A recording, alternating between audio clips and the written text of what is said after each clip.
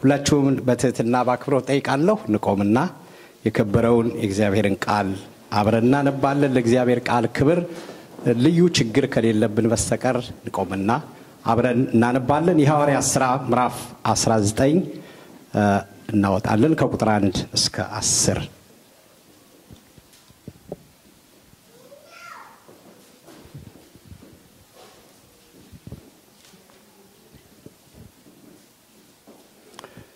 የሐዋርያት ሥራ ምዕራፍ 19 ቁጥር 1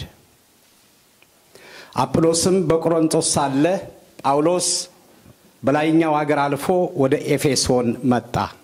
ቁጥር 2 አንዳንድ ደቀ መዛሙርትንም ባገኛቸውም ጊዜ መንፈስ ቅዱስን ተቀበላችሁን አላቸው።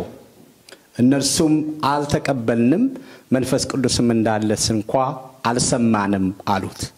ቁጥር 3 እንኪያስ በምን ስም ተጠመቃችሁ አላቸው። እነሱ ይህንንም በሰሙ ጊዜ በጌታ በኢየሱስ ስም ተጠመቁ። ቁጥር 6 ጳውሎስም ከእጁን በጫነ ጊዜ መንፈስ ቅዱስ ወረደባቸው፣ በልሳኖቻቸውም ተናገሩ፣ ትንቢትም ተናገሩ። ሰዎቹ ሁሉ 12 ያህሉ ነበረ። ቁጥር 8 ወደ ምኩራብም ገብቶ ስለ እግዚአብሔር መንግሥት እየተናገረ እያስረዳቸው 3 ወር ያህል በግልጥ ይናገር ነበር። ቁጥር 9 አንዳንዶች ግን እልከኞች ሆነው በሕዝብ ፊት መንገዱን እየሰደቡ ባላመኑ ጊዜ ከነሱ ርቆ ደቀ መዛሙርቱን ለየ። ጥራኖስም በሚሉት በትምህርት ቤት ዕለት ይነጋገር ነበር።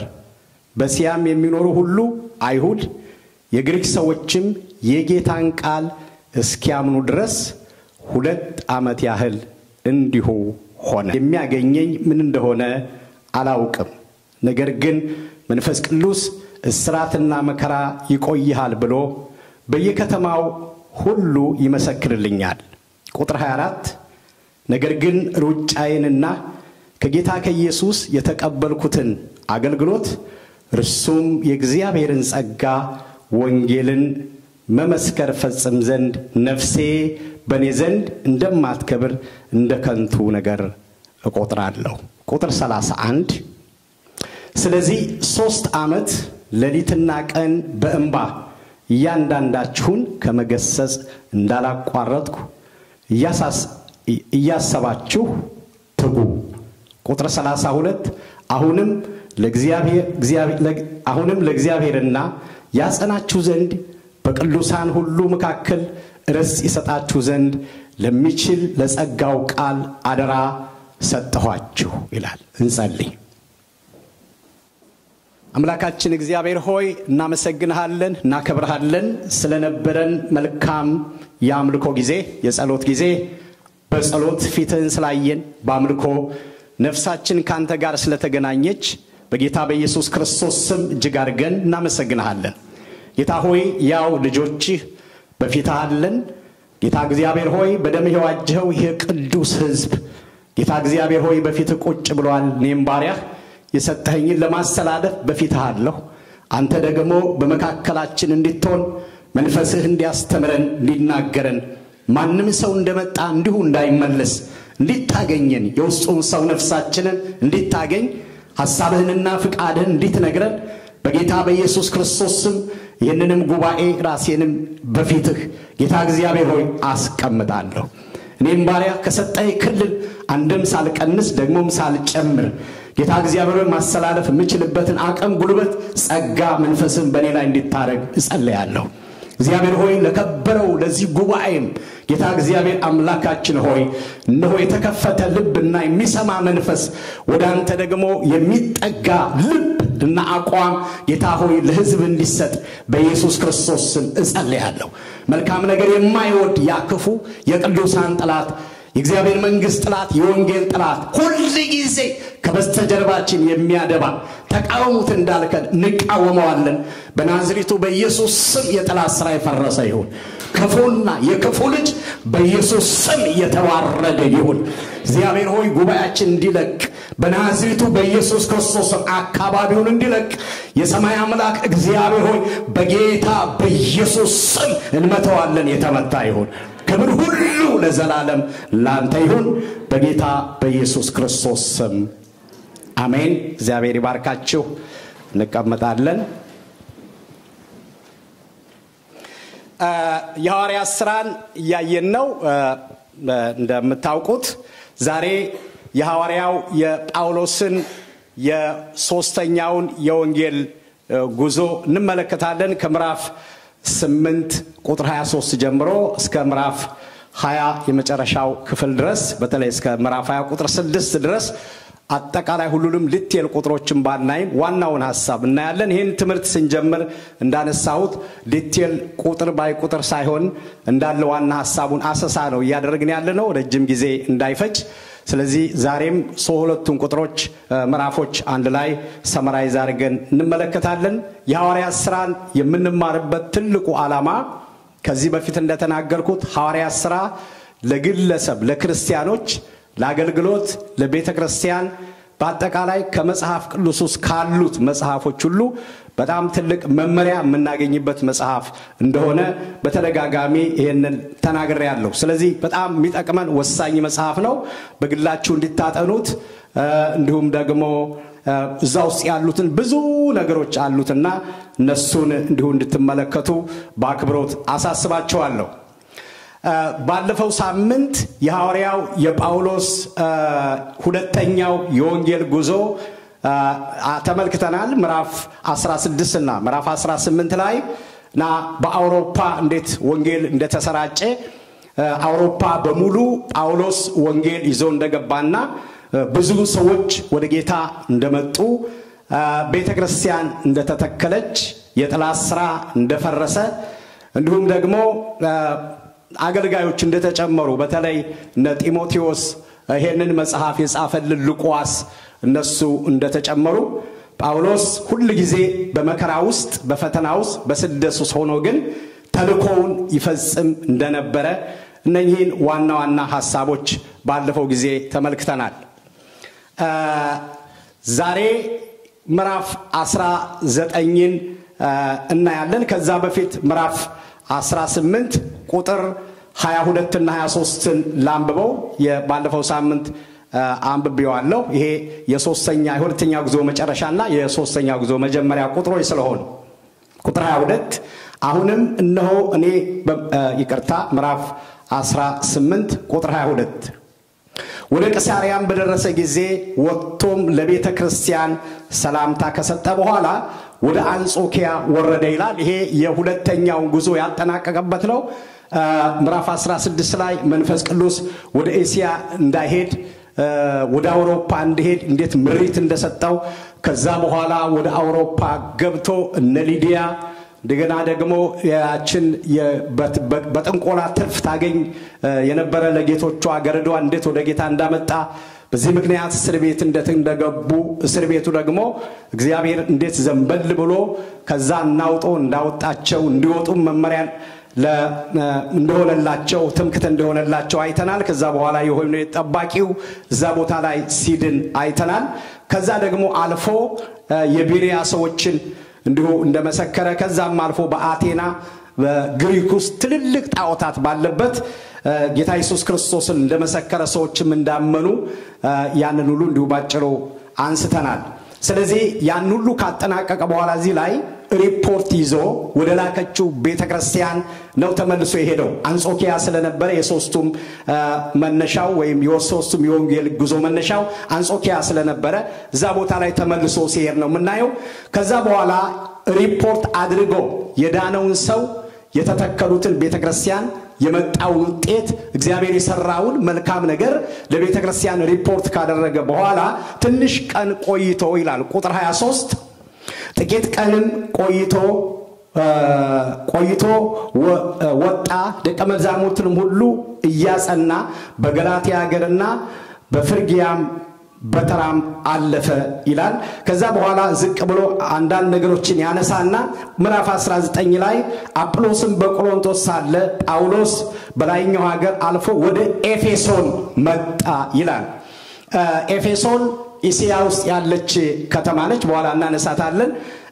አሁን የእግዚአብሔር መንፈስ ምዕራፍ 16 ላይ ወደ እስያ ሊሄድ የነበረውን ጉዞውን ቢከለክለውም ግን ወቅቱና ሰዓቱ ደግሞ አሁን ሆኖ ወደ እስያ ሲመጣ ወደ ኤፌሶን ሲመጣ እንመለከታለን። ኤፌሶን ላይ ከደረሰ በኋላ እዛ 12 ሰዎች አገኘ። እነኛ 12 ሰዎች ጌታ ኢየሱስ ክርስቶስን የሚያውቁ ናቸው።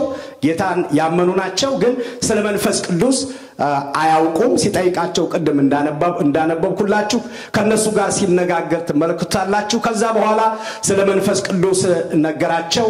ስለ ዮሐንስ ጥምቀት እነሱ ነገሩት። መጨረሻ ላይ እጁን ጭኖ ሲጸልይላቸው የእግዚአብሔር መንፈስ በኃይል በእነሱ ላይ እንደመጣ እንመለከታለን። ከዛ መንፈስ ቅዱስ ተሞሉ፣ በልሳን ጸለዩ ይለናል የእግዚአብሔር ቃል።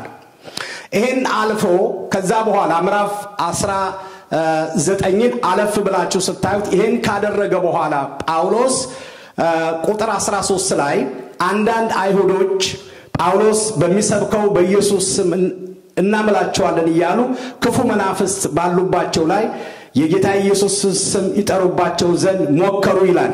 እና ይሄ ታሪኩን ምናቀው በተለይ ያስቀዋ ልጆች ጳውሎስ በሚያምነው በኢየሱስ ክርስቶስ ስም ይያሉ አጋንንቶችን ለማውጣት እንደሞከሩ አጋንንቱም ደግሞ ኢየሱስን አውቀዋለሁ ጳውሎስንም ደግሞ አውቀዋለሁ እናንተን ከወዴት ናችሁ ብሎ አጋንንቱ እንደተነሳባቸው ይሄ ብቻ ሳይሆን ያሳደደም ደግሞ እንደደበደባቸው ሁሉ እዚህ ቦታ ላይ እንመለከታለን። በዚህ ምክንያት ታላቅ የሆነ ነውጥ ተነሳ እና በኤፌሶንና በአካባቢዋ ላይ ነውጥ ሆነ። ነውጡ ግን ለምን ነበር የሆነው? ለነውጥ ሆነ ማለት ነው። ብዙ ሰዎች በዚህ ምክንያት ወደ ጌታ መጡ። የነበራቸውን ነገር ሁሉ እየጣሉ በተለይ ቁጥር 20 ጀምሮ ስታነቡ በጣም በቁጥር 21 ላይ ይበተፈጸመ ጊዜ ጳውሎስ ወደዚያ ደርሼ ሮሜ ደግሞ እሄድ ዘንድ ይገባኛል ብሎ በመቄዶንያ በአካያ አልፎ ወደ ኢየሩሳሌም እንዲሄድ በመንፈስም አሰበ። ከሚያገለግሉት ሁለቱ ጢሞቴዎስና አርጦስ ወደ መቄዶንያ ልኮ ራሱን በእስያ ጥቂት ቀን ቆየ። ቁጥር 23 በዛን ጊዜ ስለዚህ መንገድ ብዙ ሁከት ሆነ። ብር ሰሪም የሆነው ዲሜጥሮስም የሚሉት አንድ ሰው የአርጤስን ቤተ መቅደስ ምስሎችን የብር እየሰራ ለአንጥረኞችም እጅግ ትርፍ ያስገኝ ነበርና እነዚህም ይህንን በሚመስለው ሥራ የሰሩትንም ሰብስቦ እንዲህ አላቸው፣ ሰዎች ሆይ ትርፋችሁ በዚህ ሥራ እንደሆነ ታውቃላችሁ። ይህም ጳውሎስ በእጅ የተሰሩ አማልክት አይደሉም ብሎ በኤፌሶን ብቻ ሳይሆን ከጥቂት ክፍል በቀር በእስያ ሁሉ ብዙ ሕዝብ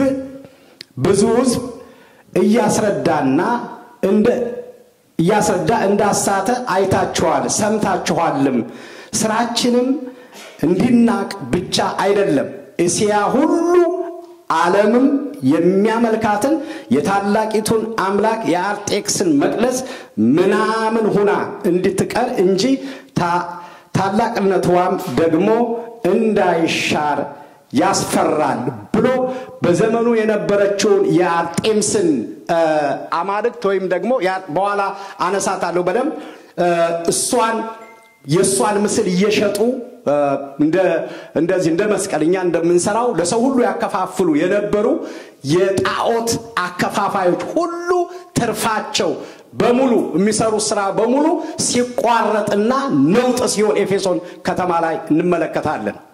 እና እነኚህ ያስቀዋ ልጆች ባመጡት ችግር የጳውሎስንና የክርስቶስን ስም ለመፈታተን ሞክረው አጋንንቱ ኢየሱስንም አቃለው ጳውሎስንም አቃለው እናንተ ከወዴት ናችሁ ብሎ ተነስቶ ከደበደባቸው በኋላ ሰው ሁሉ ያን ሲያይ እንዳውም እግዚአብሔርን አከበሩ ሁሉ ይላል እዚህ ቁጥር 16 ላይ ስትመለከቱ ማለት እግዚአብሔርን ሰው ሁሉ ፈራ ወደ እግዚአብሔር ሰው እንዲመለስ ምክንያት ሆነ ማለት ነው ይሄ ብቻ አይደለም ነውጥ ሆኖ በሙሉ 50,000 ብር የሚሸጥ የጣዖት ወይም ደግሞ የመጽሐፍ መጠንቋያ ሁሉ ጠንቋይ ሁሉ ጥንቆላውን እስከ መተቱ ይዞ ወደ ጌታ ሲመጣ ሲጥል ሁሉ እዚህ ቦታ ላይ እንመለከታልና ብዙ ሰዎች ከጣዖታቸው ከሚያመልኩት ከሚጠነቁሉበት ከክፋት አሰራር ሁሉ እየተመለሱ ወደ እግዚአብሔር ሲመጡ እንመለከታለን እና ታላቅ ነውጥ ሆነ ተቃውሞም ሆነ እዚህ ቦታ ላይ ነገር ግን የእግዚአብሔር መንፈስ በኃይል በክብር ከጳውሎስ ጋር ስለነበረ ተቃውሞው ጳውሎስን ሊነካው አልቻለም እግዚአብሔርን በደሙ ሸፈነው መካከለኛው የኤፌሶን የኤሲያ ከተማ በሙሉ በወንጌል ተጥለቀለቀ የጠላትም ሥራ ፈረሰ ሰዎች ሁሉ በጌታ አመኑ ምዕራፍ 20 ላይ በመንመጣበት ጊዜ ባጭሩ የምዕራፍ 20 ዋና ማጠቃለያው ጳውሎስ ለኤፌሶን ሽማግሌዎች የመጨረሻውን ስንብት ያደረገበት ነው እና እኔ በመንፈስ ታስሬ ቅድም እንዳነበብኩላችሁ ወደ ኢየሩሳሌም እመለሳለሁ እሄዳለሁ አሁን ወደ ላከችው ወደ አንጾኪያ ሳይሆን የሶስተኛ ጉዞውን ሲያጠቃልል ወደ ኢየሩሳሌም ነው ይሄዳው እና ይሄ የሶስተኛ ጉዞ የወንጌል ማስፋፋት የቤተክርስቲያን ተከላ በመንፈስ ቅዱስ ምሪት ጳውሎስ ይሰራ የነበረውን ሥራ ያጠናቀቀበት ክፍል ነው እና ለኤፌሶን ሽማግሌዎች ሰብስቦ በጣም የሚገርም ትልልቅ ምክሮች ከመከራቸው በኋላ ቅድም እንዳነበብኩት ቁጥር 31 ላይ ለ3 ዓመት አብሯቸው ቁጭ ብሎ አስተምሮ አሰልጥኖ ለቤተክርስቲያኗ የሚጠቅመውን ለእግዚአብሔር ሥራ የሚጠቅመውን ለሱ ደግሞ የሚያሸልመውን ነገር አድርጎ ጨርሶ ወደ ኢየሩሳሌም ሲያቀና እንመለከታለን ምዕራፍ 21 ላይ ስንደርስ አጋቦስ ባለፈው ሳምንት እንዳነበብነው የጳውሎስን ልብስ መታጠቂያውን ወስዶ ኢየሩሳሌም ስትሄድ ይሄ ይደርስብሃል ብሎ ትንቢት ሲናገርለት እናያለን እሱም ቅድም እንዳነበብኩት ቁጥር 21 ላይ ቁጥር 22 ላይ መንፈስ ቅዱስ መርቶኛል ይላል አሁን ወደ ኢየሩሳሌም ነው የመራኝ ወደ አንጾኪያ ሳይሆን ኢየሩሳሌም ይሄዳለሁ አለ ከዛ በኋላ ቀጣዮቹን ምዕራፎች በሙሉ ምናየው ኢየሩሳሌም ይሄዳል ከዛ በኋላ ይታሰራል ወደ ሮም ይመጣል መጨረሻ ላይ ለሚከሰስበት ሁሉ መልስ ይሰጣል እስር ቤት ብዙ መከራ ካሳለፈው በኋላ ሮም ውስጥ ድንጋይ ላይ አንገቱ ተቀልቶ ወይም መስዋዕቱ ነው እንደተናገረው አገልግሎቱን በመሞት ያጠናቀቃል ማለት ነው ስለዚህ አሁን ወደ ቀደሙን ያነበብኩት 10 ቁጥሮች ላይ እንነሳና የሁለቱ ምዕራፎች ዋና ሐሳብ ይሄ ነው ዲቴሉን ሳንገባ ኤፌሶን ከተማና ኤፌሶን ቤተክርስቲያን የጳውሎስ የሶስተኛው ጉዞ ማጠቃለያ እነኚህ ሶስቱን ሐሳቦች አጠራ አድርገን እንመለከታለን የመጀመሪያው ኤፌሶን ከተማ በጣም ወሳኝ ከተማ ናት ልክ እንደ ባለፈው እንዳየነው እንደ አንጾኪያ በጣም ለዓለም ሁሉ በተለይ ለአህዛብ ቤተክርስቲያን የመጀመሪያዋ ቤተክርስቲያን ነች ወንጌል በዓለም ሁሉ ከዛ ተነስቶ ነው የተሰራጨው እንደዛ ሁሉ ይቺ የኤፌሶን ከተማ በእስያ ላሉት አብያተ ክርስቲያናት ታላላቅ ነገር የተደረገባት ጳውሎስ የመጨረሻውን አገልግሎቱን በተለይ ትልልቅ ነገሮች ብዙ ቦታ ላይ ሄዷል ጳውሎስ በአውሮፓ በእስያ በዓለም ሁሉ እግዚአብሔር በላከው ሁሉ ብዙ ቦታ ሄዷል እሷ ጋር ግን 3 ዓመት ረጅም ጊዜ የቆሮንቶስ ቤተክርስቲያን 1 ዓመት ከ6 ወር ተቀምጧል 18 ወር ኤፌሶን ግን ለ3 ዓመት ነው የተቀመጠው ብዙ ነገሮች ነው ያደረገው በኋላና አነሳቸዋለሁና በዚህ ጊዜ ውስጥ ለእግዚአብሔር ክብር ብቻ ሳይሆን ለቤተክርስቲያን በረከት እንዲሁም እሱ እንደተናገረው ሁለተኛ ጢሞቴዎስ 4 ላይ ሩጫውን ጨርሻለሁ እምነቴን ጠብቄያለሁ መልካሙን ገድል ተጋድያለሁ ብሎ እንዲናገር መነሻ የሆነችና ትልቅ ነገር ጳውሎስ የሰራባት ከተማ ነች እና የኤፌሶን ከተማ አንደኛ ኤፌሶን ማለት ውበት ማለት ነው በጣም ውብ የሆነች የምታምር ከተማ ነች እኔ አላየዋትም ይጀማላቅም ለሄድባትም ፈልጋለሁ ግን ሂደው ያዩ ሰዎች ሲናገሩ የጎበኙ ሰዎች ብዙ የሚጎበኝ ቦታ ስላለ በጣም ውብ የሆነች ከተማ ናት በወቅቱ በዛን ጊዜ በነበረበት ወቅት 175 እስከ 200,000 ሰዎች ይኖሩባት የነበረች ከተማ ናት ሌላው ኤፌሶን ከተማ ተታወቀ የነበረው የአማልክት ዋና ማዕከል የአጋንንት የአማልክቶች በዓለም ላይ ስመጥር የሆኑ የእግዚአብሔርን ነገር የሚቀናቀኑ ድግምት አስማት ሟርት በጣም ብዙ የአማልክቶች የነበሩባትና የአማልክት በአማልክቶች የምትታወቅ ከተማ ነበረች እና እንዳውም ዲያ ወይም ደግሞ አርጤምስ የምትባል በከተማ ዋና እምብርት ላይ የነበረች አማልክት ከሰማይ ነው የወረደችው ብለው ሰው ሁሉ የሚያመልኳት የሚሰግዱላት ቀደም እንዳልኳችሁ ያ ምዕራፍ ቀደም ሳነብ እንደሰማችሁት ሰውየው የሷ ምስል ነበር ይሸጥ የነበረው ማለት ነው ያ ሰዎች ሁሉ ያን እየገዙ ባንገታቸው ላይ ያረጋሉ በዚህ ንግድ በሷ ምስል ንግድ የሚተዳደሩ ሰዎች ሁሉ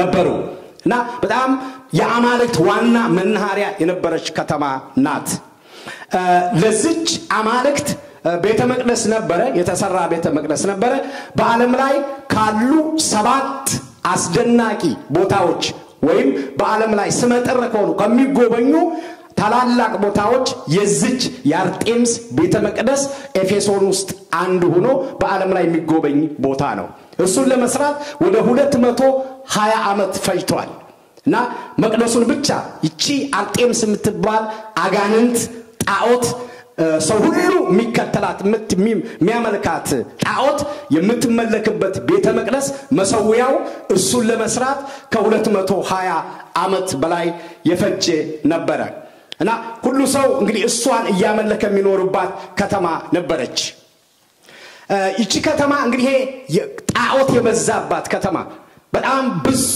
ነገር የነበረባት ከተማ እና እንኳንስ እግዚአብሔር ሊፈልጉ ይቀርና ሰዎች በብዙ እስራት ውስጥ የነበሩባት ከተማ ላይ ነው ጳውሎስ የሄደው ማለት ነው ከዛ በኋላ እዚች ከተማ ውስጥ ሄደና በኤፌሶን ከተማ ውስጥ የኤፌሶን ቤተክርስቲያን ትንሽ እናያት እንዴት ነበር የተመሰረተችው ቤተክርስቲያኗ ለእስያ ሁሉ ማዕከል ነች እንዴት ነበር የተመሰረተችው ብለን ስናነሳ የተመሰረተችው በጳውሎስ ነው ቀደም እንዳልኳችሁ በሶስተኛ ጉዞ እሱ በሄደበት ጊዜ ቅድም 19 ላይ እንዳነበብነው ሲሄድ ወደዚች በምሪት ነው ሄደው እግዚአብሔር ልኮት ነው ሄደው ምዕራፍ 16 ላይ መጀመሪያ ሊመጣ አስቦ ወደ አውሮፓ ተላከ አሁን ግን ወደ ኤፌሶን ተልኮ መጣ ሲመጣ 12 ደቀ መዛሙርቶች አገኘ ይለናል መጽሐፍ ቅዱስ እነኛ 12 ደቀ መዛሙርት የዮሐንስ መጥመቁ ደቀ መዛሙርት የነበሩ ናቸው ደቀ መዛሙርት ማን ነው ዮሐንስ ስለ ክርስቶስ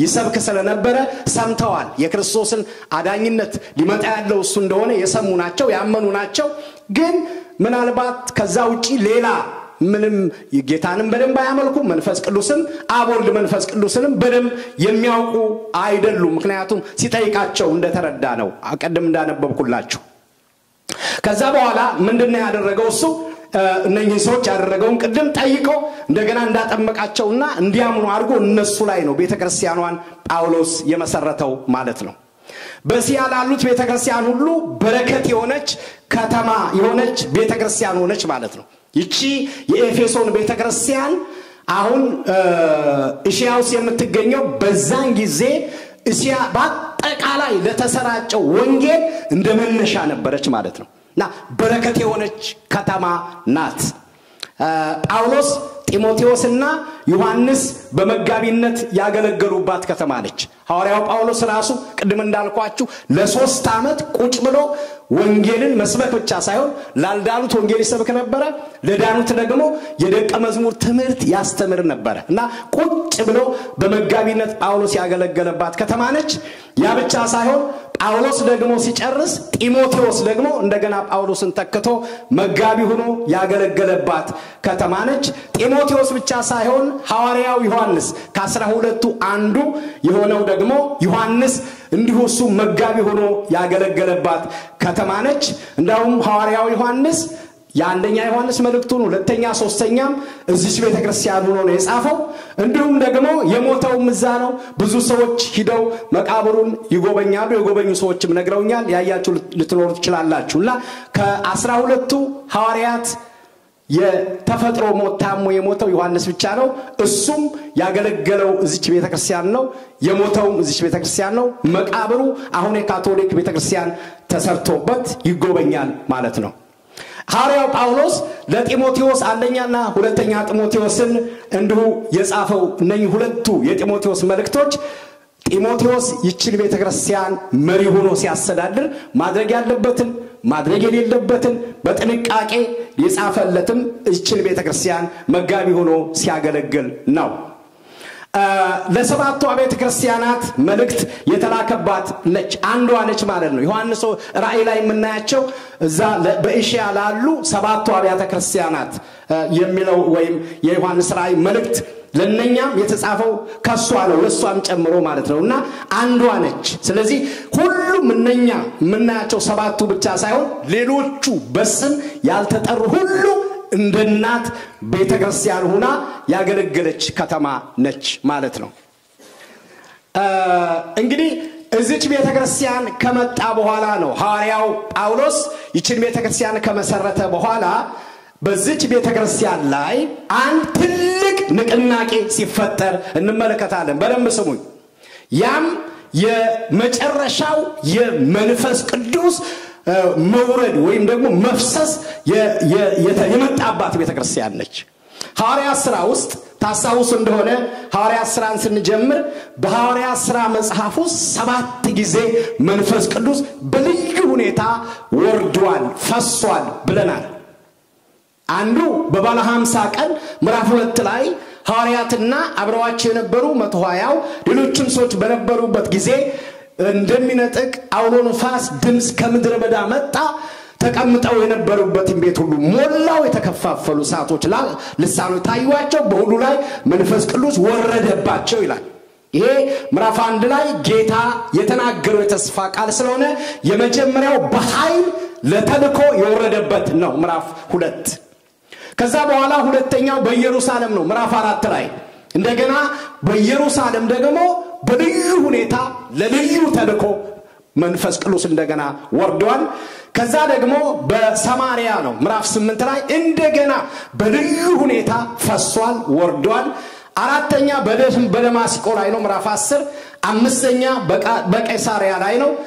ስድስተኛ በአንጾኪያ ላይ ነው። ሰባተኛው በኤፌሶን ላይ ነው። ይሄ ቅድም ያነበብኩላችሁ ቃል የመንፈስ ቅዱስ ከሥላሴዎች አንዱ የሆነው ሁሉን ነገር ማድረግ የሚችለው መንፈስ ቅዱስ በዚች በኤፌሶን ቤተክርስቲያን የሐዋርያው ጳውሎስ የሶስተኛው ወንጌል የማጠናቀቂያ ላይ ለማረጋገጥ ለማተም የእግዚአብሔርን ሐሳብ ለመፈጸም ወርዶ እነሱን ሲሞላቸውና በኃይል በመንፈስ ቅዱስ ሲሞሉ እንመለከታለን።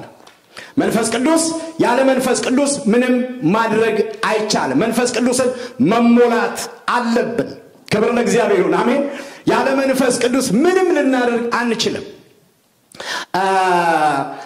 ምክንያቱም በኋላ አንዳንድ ነገሮች አነሳለሁ። ጌታ ኢየሱስ ክርስቶስ በመጀመሪያ ደረጃ አገልግሎቱን ከመጀመሩ በፊት በመንፈስ ቅዱስ ተሞላ ይለናል አይደል? የማቴዎስ ወንጌል ምዕራፍ 3ን ስታጠኑ በውሃ ውስጥ ወርዶ ሲጠመቅ በመጥምቁ ዮሐንስ ከተጠመቀ በኋላ ሰማያት ተከፈቱ ይላል አይደል? መንፈስ ቅዱስ በርግብ አምሳል መጣና አረፈበት ይላል። ክብር ለእግዚአብሔር ይሁን። አሜን። ጌታ ላይ ማለት ክርስቶስ ላይ እና እንዳው ምዕራፍ 4 ሉቃስም ላይ ያለው የጌታ መንፈስ በኔ ላይ ነው ለድሆች ወንጌልን ሰብካለሁ ይላል። ስለዚህ ጌታ ለድሆች ወንጌልን ለመስበክ መንፈስ ቅዱስ ካስፈለገው እኔና እናንተ የበለጠ መንፈስ ቅዱስን መሞላት መንፈስ ቅዱስን መጠማት ይኖርብናል ያስፈልገናል ማለት ነው። ስለዚህ መንፈስ ቅዱስ ያስፈልገናል ማለት ነው።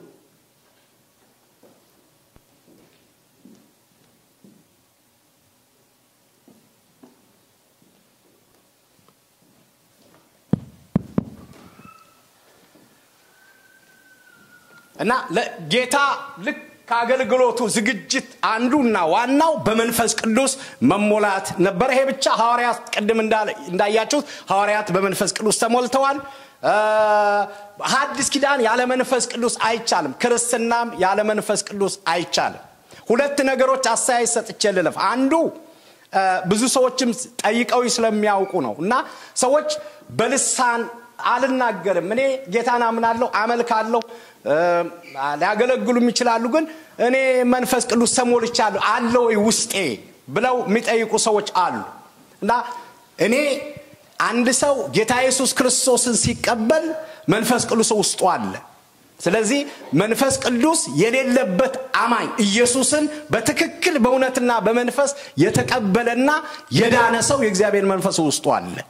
ይሄ እንደተጠበቀ ሆኖ ግን የመንፈስ ቅዱስን ምስክርነት ወይም ደግሞ ምልክት በልሳን መናገር እንደሆነ ደግሞ መጽሐፍ ቅዱስ ብዙ ቦታ ላይ ይናገራል።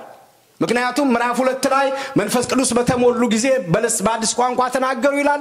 ምዕራፍ 10 ላይ ቆርኔሌዎስ ቤትም መንፈስ ቅዱስ ወረደባቸው በልሳን ተናገሩ ይላል። እዚህም ላይ መንፈስ ቅዱስ ተቀበሉ በልሳን ተናገሩ ይላል። እና በመንፈስ ቅዱስ ለመሞላታችን ምልክት ነው መሞላትም ይኖርብናል። ስለዚህ በልሳን የማይናገር ሰው መንፈስ ቅዱስ የለበትም ብለን ባንናገርም የእግዚአብሔርም ቃል እንደዛ ስለማይል ለምን ማንንም ሰው በመንፈስ ቅዱስ ካልሆነ በስተቀር ኢየሱስ ጌታ ነው ሊል አይችልም። ስለዚህ ሰዎች የጌታ መንፈስ አለ ግን መሞላት ይኖርብናል። ስንሞላ በልሳን እንናገራለን። ይሄ መጽሐፍ ቅዱሳዊ ነው። መጽሐፍ ቅዱስን ማጥናት እንችላለን የሐዋርያት ሥራ ላይ ማለት ነው። ስለዚህ ጳውሎስ በዚህ ቦታ ላይ ነገራቸው ማለት ነው። ሲነግራቸው ስለ ኢየሱስ ክርስቶስ ያውቃሉ መንፈስ ቅዱስን ግን ስላልተቀበሉ መንፈስ ቅዱስ አለ ሲላቸው ይሄ የእግዚአብሔር መንፈስ በኃይል መጣና ሰባተኛ እግዚአብሔር አቅዶት የነበረው ለታላቅ አደራና ለወንጌል መጥቶ በእነሱ ላይ ወረደባቸው። ደቀ መዝሙር ናቸው ይላል። ደቀ መዝሙር ማለት ተከታይና ተማሪ ማለት ነው እንጂ እነኛ 12 ሐዋርያት የበጉ ሐዋርያት ማለት አይደለምና እኛ ሁሉ ማለት ነው። ሐዋርያት ሥራ ምዕራፍ 11 ላይ ደቀ መዛሙርት አማኞች በመጀመሪያ ደረጃ ደቀ መዝሙር የተባሉት አማኞች እኛ ነን ሁላችንም ነው። ስለዚህ የክርስቶስ ተማሪና ተከታይ የሆነ ሁሉ ደቀ መዝሙር ነው ማለት ነው። ስለዚህ እነኚህ ሰዎች በመንፈስ ቅዱስ ከተሞሉ በኋላ ጳውሎስ ከዛ ቀጠለና የእግዚአብሔርን ሥራ ቁጭ አድርጎ እነሱን ማስተማር ጀመረ። የእግዚአብሔርን ሐሳብ በእነሱ ላይ እግዚአብሔር ያለውን ዓላማ እግዚአብሔር ያለውን እቅድ በእሽያ ያለውን ነገር ሁሉ ማስተማር ጀመረ። አንዳንዶች ተነሱና የጳውሎስን አስተምሮና መንገዱን ለማጣመም ሞከሩ ይላል። ከዛ በኋላ እነሱን ትቶ ግን በትክክል የተለወጡትንና ለመማር ፍቃደኛ የሆኑ በመንፈስ ቅዱስ ውስጥ ደግሞ እግዚአብሔርን ለማመን የተዘጋጁትን ደግሞ ቦታ ፈልጎ ማስተማር ጀመረ ይላል። ሐዋርያው ጳውሎስ 3 አይነት የማጠቃለያ ሥራ ሰርቷል። እዚህ ላይ እነኚህ 3ቱን እንመለከታለን ዛሬ 3 አይነት። በሶስተኛው የወንጌል ጉዞ ይሄ የታላቅ የሆነው የእግዚአብሔር መንፈስ በኤፌሶን ላይ ከፈሰሰ በኋላ 3 ትልልቅ ነገሮችን አድርጓል። እነኚህ የሶስተኛ የወንጌል ጉዞ ማጠቃለያ ናቸው። አንደኛ ኃይልን መልበስ፣ ሁለተኛ ምስክርነት፣ ሶስተኛ ማስከተት ናቸው። እነኚህን በዝርዝር እናያለን። ማስከተት ምክንያቱም መንፈስ ቅዱስን የሐዋርያው የጳውሎስ ከመጀመሪያው ጀምሮ በተለይ ከዳነበት ከምዕራፍ 9 ጀምሮ ስትመለከቱ ከዛ በፊት ስሙን እናገኛለን። እስጢፋኖስ ሲገደል የነበረውን ከተግባሩ ማለት ነው ከተለወጠ በኋላ ጳውሎስ ያደርግ የነበረው ነገር የነ ጴጥሮስንም የሌሎችንም አምጦ ያደርጉ የነበረው ነገር ኃይልን መልበስ ነው እና ራሱ ለበሰ። እንደገና ደግሞ ሌሎች ኃይል እንዲለብሱ ሲያነሳሳ እጅ ሲጭን ሲያስተምር ተመለከታላችሁ። ይሄ የጴጥሮስም ሥራ ነበረ የጳውሎስም ሥራ ነበረ እና ኃይል መልበስ እና ይሄ ኃይል ለሁላችንም ስለሚያስፈልግ ኢየሱስ ላይ ነበር። ቅድም ብያቸዋለሁ የማቴዎስ ወንጌል ምዕራፍ 3:16 ኢየሱስ ከተጠመቀ በኋላ ወዳው ከውሃ ወጣ እነሆ ሰማያት ተከፈቱ የእግዚአብሔር መንፈስ እንደ ርግብ ሲወርድ በእርሱ ላይም ሲመጣ አየ ይላል። የእግዚአብሔር መንፈስ በኢየሱስ ክርስቶስ ላይ ወርዶ ኢየሱስ ላይ አርፏል። ኢየሱስን ሞልቶበታል። እነሆ ድምጽ መጣ ከሰማይ በእርሱ ደስ የሚለኝ የምወደው ልጄ ብሎ ስለ ኢየሱስ ክርስቶስ መንፈስ ቅዱስ መሰከረ ማለት ነው። ኢየሱስ ላይ ሆኖ ዮሐንስ ይህን ሰማ፣ ድምጽ ሰማ፣ አየ እና ኢየሱስ ራሱ በኃይል ተሞልቷል ማለት ነው።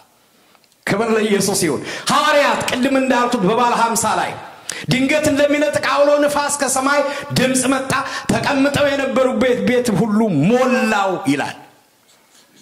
እንደ ሰዓትም የተከፋፈሉ ልሳኖች ታዩአቸው፣ በእያንዳንዱ ተቀመጡ፣ በሁሉ ላይ መንፈስ ቅዱስ ሞላባቸው ይላልና ይሄ ኃይል ለሐዋርያት ለኢየሱስም ብቻ ሳይሆን በሁሉም ላይ ይላል። ምዕራፍ 2 ቁጥር 17 እግዚአብሔር እንዲህ ይላል በመጨረሻው ቀን እንዲሆናል ሥጋ በለበሰ ላይ ሁሉ ከመንፈሴ አፈሳለሁ ይላል። ወንዶችና ሴቶች ልጆች ትንቢት ይናገራሉ፣ ጎበዛዝቶች ራእይ ያያሉ፣ ሽማግሌዎች ሕልም ያልማሉ። በአይሁድም ላይ በአሕዛብም ላይ ሥጋ የለበሰ ሁሉ መንፈስ ቅዱስ የሚወርድበት ሰው ኢየሱስን ያመነ ሰው ሥጋ የለበሰ ሁሉ ፓስተር አይልም፣ ወንጌላዊ አይልም፣ ሴት አይልም፣ ወንድ አይልም፣ እግዚአብሔር ቅዱስ የሆነውን መንፈሱን የሚያፈሰው ሥጋ የለበሰ መስፈርቱ ነው። ሥጋ ለባሽ ወንድ ሊሆን ይችላል፣ ሴት ሊሆን ይችላል፣ ደግሞ አማኝ ኢየሱስን ያመነ ሁሉ መንፈስ ቅዱስን የመልበስ ራይት አለው። ክብር ለእግዚአብሔር ይሁን። አሜን። የመሞላት በሱ የመዋኘት በሱ የመጎብኘት በሱ የመቀባት መብት አለው ማለት ነው። በሁሉ ላይ አሕዛብ ይሁን አይሁድ ይሁን ሁሉ ሥጋ የለበሰ ሁሉ አገልጋይም ተገልጋይም አሕዛብም አይሁድም ባሪያም ጨዋም ትንሽም ትልቅም ሴትም ወንድም ሕፃናትም ጎልማሳም ሰው የሆነ ሁሉ መንፈስ ቅዱስን የመልበስ የመሞላት በመንፈስ ቅዱስ የመወረስ መብት አለው ማለት ነው። የእግዚአብሔር ቃል ይሄን ይነግረናል። ግን ምልክቱን ደግሞ ጳውሎስ ሲነግረን ራሱ ለኤፌሶን ለዚቹ ቤተክርስቲያን በጻፈው መልእክቱ ላይ ገላትያ 5:22 ላይ የመንፈስ ፍሬ ይላል ፍቅር ይላል፣ ደስታ፣ ሰላም፣ ትዕግስት፣ ቸርነትና በጎነት፣ እምነት፣ የዋሃትና ራስን መግዛት ናቸው ይላል። የመንፈስ ቅዱስ ፍሬ የተሞላ ሰው እነኚህ ፍሬዎች ይታዩበታል ማለት ነው። ስለዚህ መሞላት እንችላለን ማለት ነው። እነዚህ ያሉት ደግሞ በሕግ ራሱ ማንም ሕግ ራሱ አይከለክለው። ፍቅርን ማንም አይከለክልም፣ ትዕግስትን ማንም አይከለክልም፣ ሰላምን ማንም ከሌሎች ጋር በሰላም መኖር ሌሎችን መታገዝ መልካም ነገር ማድረግ ማንም ሰው አይከለክልም ማለት ነው። ከሁሉ ጋር በሰላም መኖር ይችላል ማለት ነው መንፈስ ቅዱስን የተሞላ ሰው። ምዕራፍ 19 ቁጥር 8 ላይ መንፈስ ቅዱስን በኃይል መልበስ ብቻ ሳይሆን ሐዋርያው ጳውሎስ መንፈስ ቅዱስን ለምን እንደምንሞላ እንደምንለብስ ሲናገር ወደ ምኩራብ ገብቶ ይላል ስለራሱ ስለ እግዚአብሔር መንግስት እየተናገረ እያስረዳቸው 3 ወር ያህል በግልጥ ይናገር ነበር ይላል። ልክ ነው። አሁን እዚህ ውስጥ ያለን አገልጋዮችም ተገልጋዮችም ቅዱሳንም ዘማሪዎችም ሁላችን የእግዚአብሔር መንፈስ በውስጣችን አለ። በልሳን እንናገራለን፣ በሱ እንደሰታለን፣ በሱ እንገባለን፣ እንወጣለን። የእግዚአብሔር መንግስት አለ። ትክክል ነው። ግን የእግዚአብሔር መንፈስ የመሞላታችን ቁልፉና ሚስጥሩ ነገር የወንጌል ለመመስከር ነው። ክርስትና እንኖራለን፣ ወንጌል ደግሞ እንናገራለን። ሐዋርያው ጳውሎስ ኃይልን ራሱ ይለብሳል፣ ኃይልን ያለብሳል። ኃይል ራሱ ይለብሳል፣ ራሱ በዛ መንፈስ ይደሰታል። መንፈስ ቅዱስ ተሞልቶ ይላል። አጋንንት በኃይል የእግዚአብሔርን ሥራ ሲያበላሹ ተሞልቶ ተኩር ብሎ ሲመለከተው ይላል ያፈርስ ነበር። የጠላትን ሥራ ተሞልቶ ደግሞ ይመሰክር ነበር። ለሌሎች ደግሞ የእግዚአብሔር መንፈስ እንዲሞሉ ይጸልያል ብቻ ሳይሆን ያስተምራልም ይከታተላልም።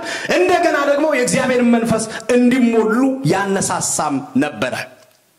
ስለዚህ በመንፈስ ቅዱስ ቤተክርስቲያን መሞላት፣ ግለሰብ መሞላት፣ አገልጋይ መሞላት ዋና ግቡ የክርስቶስ ኢየሱስን አዳኝነት ለመናገር ነው።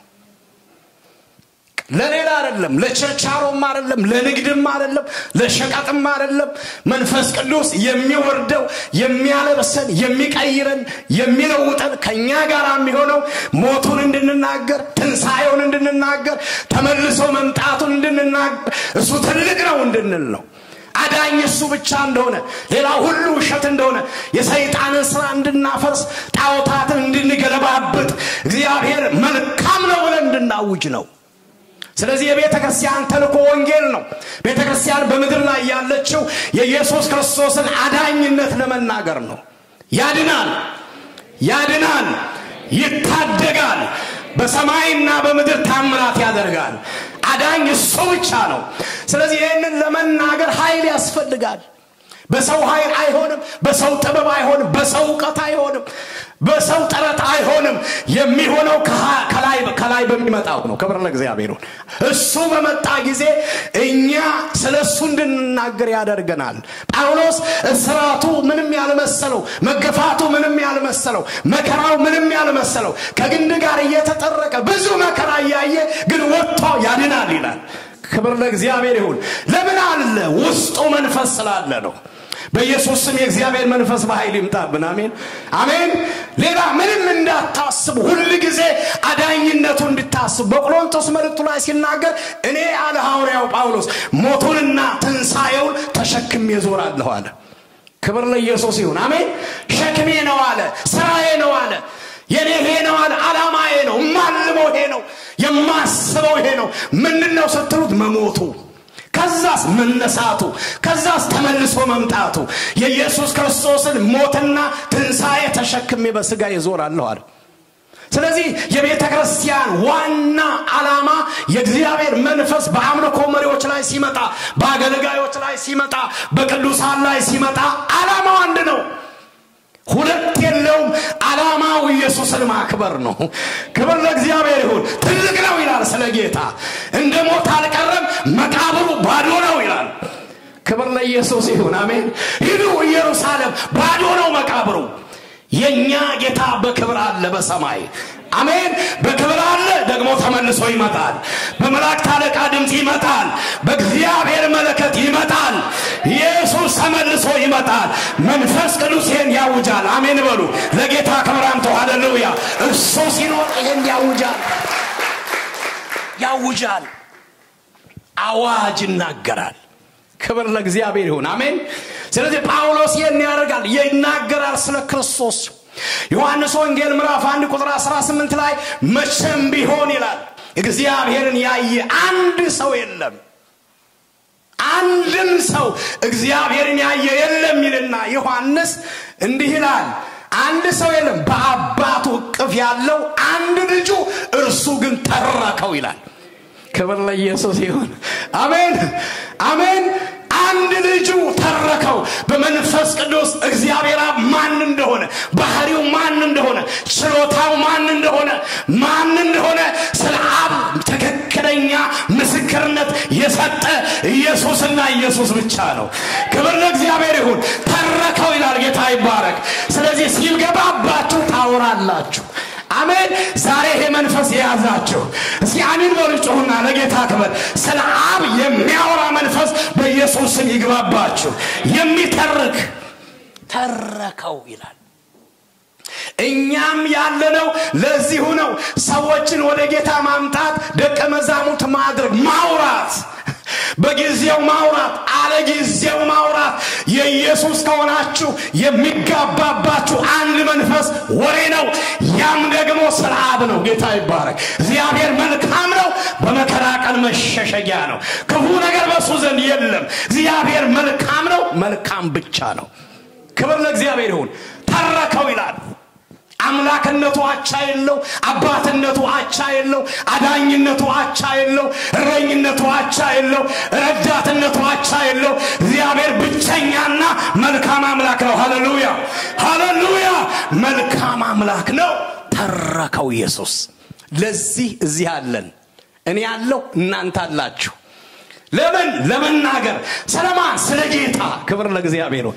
ያድናልን መልካም ነው ልንን እግዚአብሔር መልካም ነው ክብር ለእግዚአብሔር ይሁን አሜን እግዚአብሔር እስኪ መልካም ይሆንላችሁ በሕይወታችሁ አሜን መድረክ ብታገኙ እንደኔ የምትናገሩ መልካም ነው በሕይወታችን ያየነው መልካምነቱን ነው አዳኝነቱን ነው አባትነቱን ነው አሜን ዳዊት በኔና በሞት መካከል አንድ እርምጃ ቀረች አለ በአንድ እርምጃ መካከል ጣልቃ የሚገባ እስኪ ጣልቃ ገብቶ ያዳናችሁ ስንቶች ናችሁ አክብሩ ጌታን ባለውለታሽ ነው መልካም ነው አንድ እርምጃ መካከል ጣልቃ ይገባል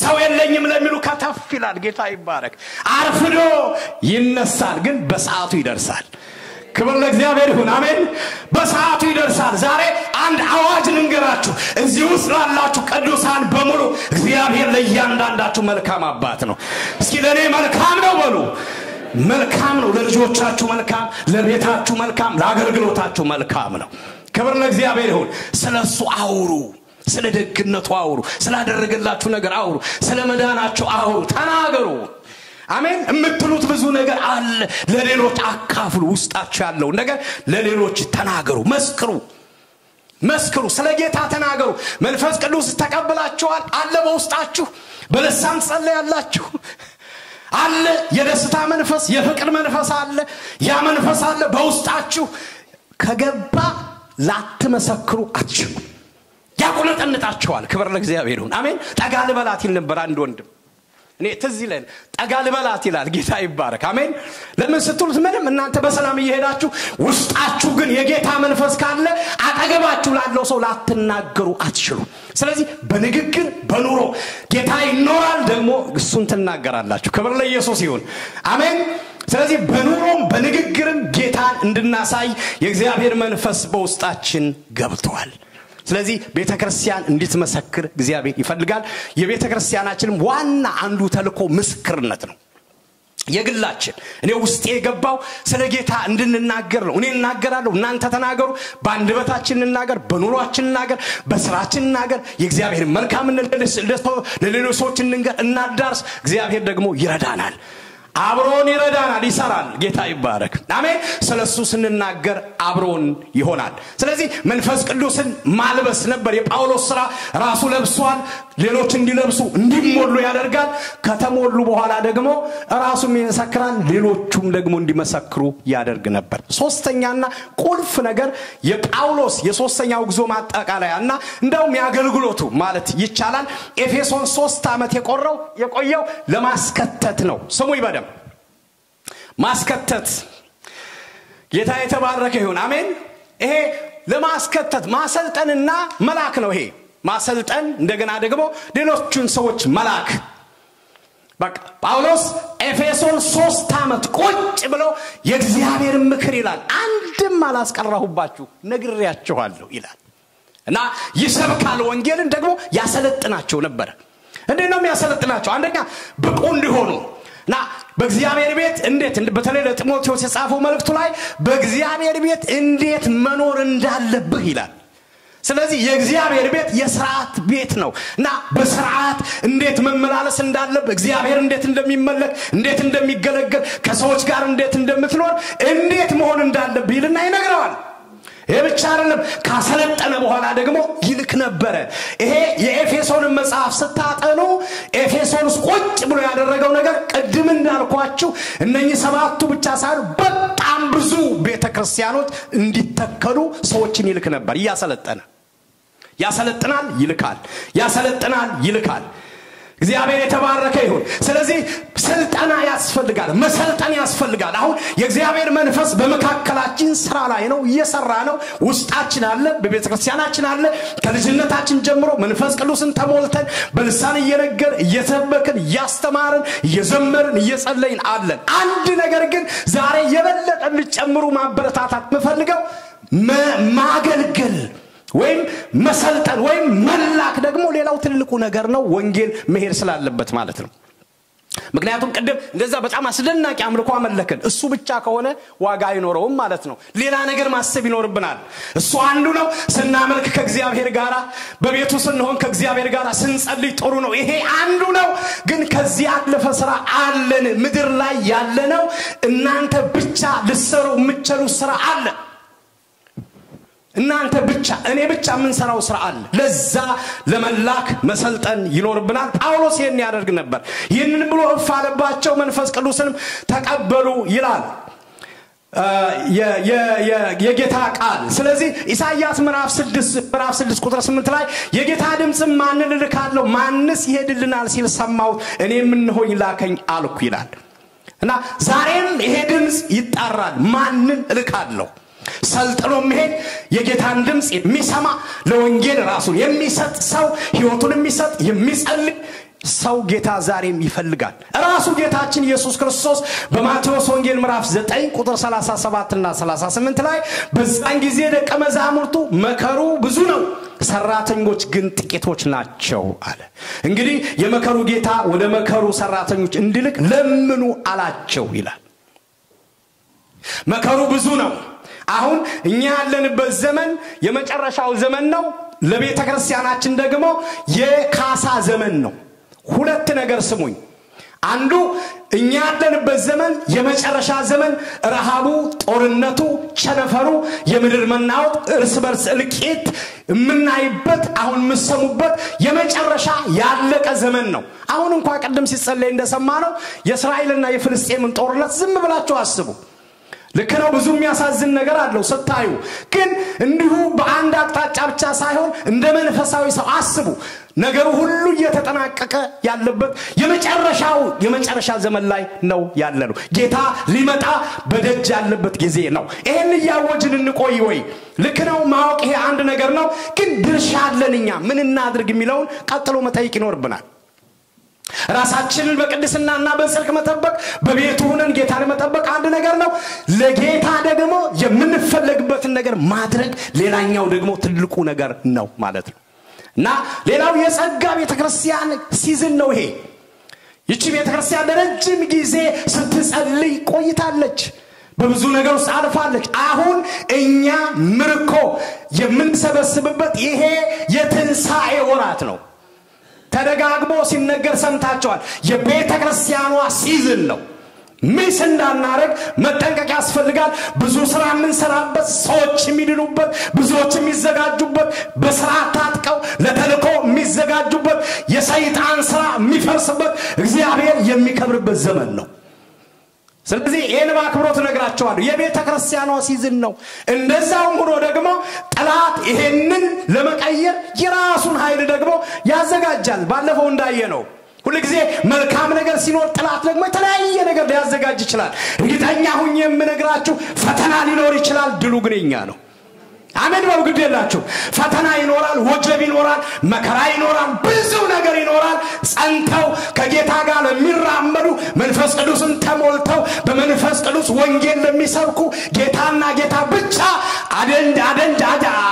አጀንዳቸው የሆነ ሰዎች አሸናፊዎች ናቸው ክብር ለእግዚአብሔር ወንጌል ያሸንፋል እስቲ ወንጌል ያሸንፋል በሉ መቼም ቢሆን ወንጌል ተሸንፎ አያውቅም ጠላት የተለያየ ነገር በመስሪያ ቤት በተዳራችሁ በተለያየ ነገር ድግሶች ሊደግስ ይችላል አንድ ነገር ነግራችኋለሁ እግዚአብሔር በዙፋኑ አለ አሜን እግዚአብሔር በዙፋኑ ላይ አለ እግዚአብሔር ስለዚህ ያሻግረናልና የቤተ ክርስቲያኗ የሥራ ጊዜ ነው ይሄ በቃ ምን ሰራበት ጊዜ ነው ጅለጅ ታይዘን በተሰጠን ጸጋ በተቀመጥንበት ስፍራ እግዚአብሔር በፈለገብን በመንሸለምበት ስፍራ አንዳችን እየተፈላለግን የእግዚአብሔርን ስራ የምንሰራበት ጊዜ የመጨረሻው ዘመን ነው የቤተ ክርስቲያኗ ደግሞ የካሳ ዘመን ነው ክብር ለእግዚአብሔር ይሁን አሜን ይሄ ሲዝን እንዳያልፈን እያንዳንዳችን የምንጠየቀው በራሳችን ነው ስለዚህ እንድናተርፍበት እግዚአብሔር ይፈልጋል ማንን ልካለው ይላል ዛሬም ሰው እግዚአብሔር ይፈልጋል ሰው ይጠራል ዛሬም ይፈልጋል አንቺን እኔን ይፈልጋል እኛን ይፈልጋል ሊልከን ይፈልጋል ሊጠቀምብን ይፈልጋል የሰይጣን የሚፈርስ ያጋንንት ምሽግ አለ የተቀነባበረ ሰው ውስጥ የወንጌል እውነት የሚያጣምም ግራ የሚያጋባ የሚያሳብድ ሐሽሹ ቤቱ የሚወስድ ድራጉስ የሚወስድ ወንድ ለወንድ የሚያጋባ ሴት ለሴት የሚያጋባ ክብራቸው በነውራቸው ሆዳቸው አምላካቸው እንደሚለው የሰዎችን አይምሮ ጨምድዶ ያዘ ምድሪቷ ላይ አጋንንት አለ እሱ ይገለበጣል አሜን ነው ይገለበጣል እሱ የሚገለበጠው በኔና በእናንተ ነው መንፈስ ቅዱስ ተሞልተን የጌታን ቃል ይዘን በመንወጣበት ጊዜ እግዚአብሔር ከኛ ጋር ያንን ይሰራል ስለዚህ ተነሱ የእግዚአብሔርን ሥራ ለመስራት እንነሳ በግላችን እንጸልይ ከሌሎች ጋር እንጸልይ አቆርጠን የእግዚአብሔርን ሥራ ለመስራት በመንፈስ ቅዱስ እንሞላ በቤታችን በቤተክርስቲያን በመስሪያ ቤታችን ሁሉ ለእግዚአብሔር ወኪል ለመሆንና ለመላክ ተዘጋጁ እግዚአብሔር ይፈልጋቸዋል የማይፈልግ እንጀራ ልጅ እዚህ ውስጥ የለም ሁላችን ለወንጌል ሥራና ለአደራ እንፈልጋለን ሐዋርያው ጳውሎስ ስለዚህ የመጨረሻውን የሶስተኛውን ወንጌል ያጠቃለለው በእነዚህ ነው ኃይልን አመጣ ወይም ደግሞ ኃይልን እንዲለብሱ አደረገ አሰለጠነ እያሰለጠነ በእስያ በሙሉ ብዙ ቤተክርስቲያኖችን ተከለ እግዚአብሔር ይባረክ አሜን ብዙ ሰው ወደ ጌታ መጣ ብዙ ጠንቋዩ ተዋረዱ ቀድም እንዳልኳችሁ ለማሾፍ እንኳን የሞከሩ ጳውሎስ በሚያመልከው ወይም በሚጠራው ስም በኢየሱስ ስም ብለው አጋንንትን ለማውጣት የሞከሩ ተዋርደው ጳውሎስን አቀዋለሁ ኢየሱስን አቀዋለሁ አንተ ከየት ነህ ያሉ አጋንንት እስከሚደበድባቸው በዚህ ምክንያት በኤፌሶን ነውጥ ሆነው ብዙ ሰዎች መጠንቆያ መጽሐፋቸውን ሁሉ አቃጥለው ጥለው ወደ ጌታ መጥተው ብዙ ቤተክርስቲያኖች ተከፈቱ የዚች የአርጤምስ ምስል በሙሉ ይቸረችሩ የነበሩ ሁሉ በጣም ብዙ ሰው ከግሪክም ከአይሁድም ይላል ብዙ ሰዎች ወደ ጌታ መጡ ይላል እና ቤተክርስቲያን ተተከለ የጌታ ሥራ ሰፋ በሱ ይለናል አሁን በዚህ በ21ኛው መቶ ክፍለ ዘመን ጳውሎስ የለም እናንተ ናችሁ ያላችሁ እኛ ነን ያለነው ስለዚህ እግዚአብሔር ይፈልገናል እግዚአብሔር በእኛ ለመጠቀም ይፈልገናል ስለዚህ ኃይል ተሞሉ ይለናል ጌታ ተሞሉ መንፈስ ቅዱስን ተሞሉ አሁንም ትናንት ተሞልታችሁ ከሆነ ሐዋርያት ሥራ ላይ ቀድም እንዳነበብኩት 7 ጊዜ መጥቷል 7 ጊዜ አንድ ጊዜ መጥቷል 7 ጊዜ መጥቷል ለምን ለዓላማ ለተልኮ ስለዚህ ጌታን ስትቀበሉ የገባባችሁ የእግዚአብሔር መንፈስ አለ ውስጣችሁ አሁንም ደግሞ የበለጠ ጀግና የሚያደርገው መንፈስ እንዲመጣ በእናንተ ላይ ጾም ጸሎት ይዛችሁ ጸልዩ ተጠሙ የእግዚአብሔርን ቃል አጥኑ የቅዱሳን ህብረት ጋር ተገናኙ ሁሉ ጊዜ በመንፈስ ቅዱስ ለመሞላት ልባችሁን ከፍት አድርጉ የእግዚአብሔር መንፈስ ደግሞ አለ በውስጤ የምትሉ ሰዎች በሙላት ተቆጣጥሮኛል እኔ በውስጤ እየሰራ ነው የምትሉ ደግሞ ወንጌል መስክሩ በኑሮና በቃል በኑሯችሁም በቃልም ለዚህ ነው ጌታ ኢየሱስ ማቴዎስ 5 ላይ መልካሙን ስራችሁን አይተው በሰማይ ያለውን አባቴን ያከብሩ ዘንድ ብርሃናችሁ በሰው ሁሉ ፊት ምን ያድርግ ይብራ ብሎናል ይብራ እንደገና ኢየሱስ ጌታ እንደሆነ በአፍህ የምትመሰክር እግዚአብሔር ከሙታን እንዳስነሳው በልብህ ብታምን ትድናለህ ኢየሱስ ጌታ ነው ብለህ ደግሞ ተናገር ያድናል ብለህ መልካምነቱን አውጁ ኢየሱስ ለአባቱ እንደተረከ እናንተ ደግሞ የተቀበላችሁትን የአባታችሁን ማንነት ውስጣችሁ የገባችሁን ተርኩ ምስክርነት ማለት አለ አንድ ሰው ሲናገር የሰማሁት ነው ምስክርነት ማለት አንድ የራበው ለማኝ ስለ ጌታ መናገር ማለት አንድ የራበው ለማኝ ዳቦ ካገኘ በኋላ ዳቦ የት እንደሚገኝ ለሌላኛው ለራበው መናገር ነው አለ የራበው ለማኝ እሱ አግኝቶ ከጠገበ በኋላ ያ ዳቦ የት እንዳለ መናገር ነው ስለዚህ ህይወታችሁን አለወጠም ጌታ እናንተን እስኪ ህይወታችሁን የለወጠላችሁ ክብር ለእግዚአብሔር ይሁን አሜን አጨብጭቡ ለሰራዊት ጌታ ለእግዚአብሔር እናንተ ደግሞ ለሌሎች የተራቡ አሉ ግራ የተጋቡ አሉ ሊጠፉ ያሉ አሉ ለነሱ የት እንደሚገኝ መናገር ነው ያን ጊዜ ደግሞ እግዚአብሔር ከኛ ጋር አብሮ ይቆማል አሜን የሚመጡትን ሰዎች ደግሞ ወደፊት አሁን ምናደርገው እኛ ምናስበው ደቀ መዝሙር ሰዎች ድነው ወደ ቤተክርስቲያን ከመጡ በኋላ ደቀ መዝሙር መሆን አለባቸው ስለ ክርስቶስ መልክ ስለ ክርስቶስ ባህሪ ስለ እውነተኛ ደቀ መዝሙርነት መማር አለባቸው ተምረው ሰልጥነው አገልጋይ መሆን አለባቸው መላክ አለባቸው የእግዚአብሔርን ባህሪ መልበስ አለባቸው የፍቅር ሰዎች መሆን አለባቸው ሰላም ሰዎች መሆን አለባቸው ታጋሾች መሆን አለባቸው መንፈስ ቅዱስ ስለገባባቸው የመንፈስ ፍሬ በህይወታቸው ሊታይ ቤተክርስቲያን ኃላፊነት አለባት ሁላችንም ያንን ማድረግ ይኖርብናል የሚያገለግሉትም የምንገለገለው ማለት ነው ስለዚህ ጳውሎስ ሶስተኛ ወንጌል ጉዞውን አጠቃለለ ከዚህ በኋላ ተመልሶ ወደ አንጾኪያ እንደ ሁለቱ ጉዞ አይመጣም ወደ ኢየሩሳሌም ይሄዳለሁ ይላል ይሄድና እዛ ቦታ ምን እንደምሆን አላውቅም ይላል እግዚአብሔር ያውቃል ይላል ምን እንደሚያጋጥመኝ አላውቅም ልሞት እችላለሁ ልታሰር እችላለሁ ምንም ሊሆን ይችላል ግን የእግዚአብሔር መንፈስ አሁን ልኮኛል አለ ኢየሩሳሌም ልሄድ ነው አለ ምዕራፍ 21 አጋቦስ ይሄንኑ ነግሮታል ከዛ ጨርሶ ሶስተኛ የወንጌል ጉዞውን 3 አመት ቁጭ ብሎ ስለ መንፈስ ቅዱስ እየጸለየ ሰዎች እንዲሞሉ አድርጎ ራሱ ተሞልቶ አስተምሮ የእግዚአብሔርን ቃል ብዙዎችን አሰልጥኖ ቤተክርስቲያን ተክሎ መሪዎች ሹሞ ለመሪዎች ጸልዮ ምዕራፍ 20 ላይ ለሾማቸው ለኤፌሶን መሪዎች መመሪያ ሰጥቶ እናንተን ጳጳሳት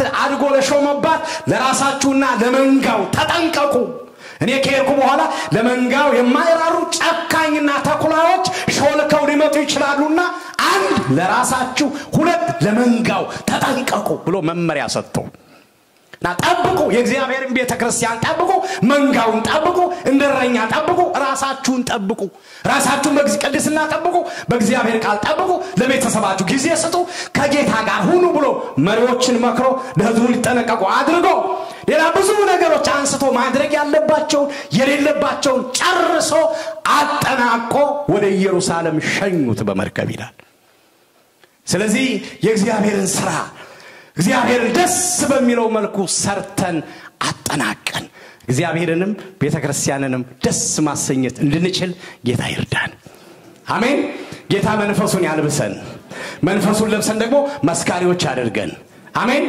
ለእግዚአብሔር ሥራ ደግሞ ምናሰለጥንም ህይወታችንን ጊዜያችንን ገንዘባችንን ለእግዚአብሔር ሥራ የምንሰጥ እንድንሆን ጌታ ይርዳን እንጸልይ ሁላችንም እንጸልያለን እግዚአብሔር ሆይ እርዳኝ እንላለን መንፈስ ቅዱስን እንድንለብስ ፓስተር ወደዚህ ይመጣና ይጸልይልናል ሁላችንም እዛው ቁጭ እንዳል እንጸልያለን ሃሌሉያ ጸልዩ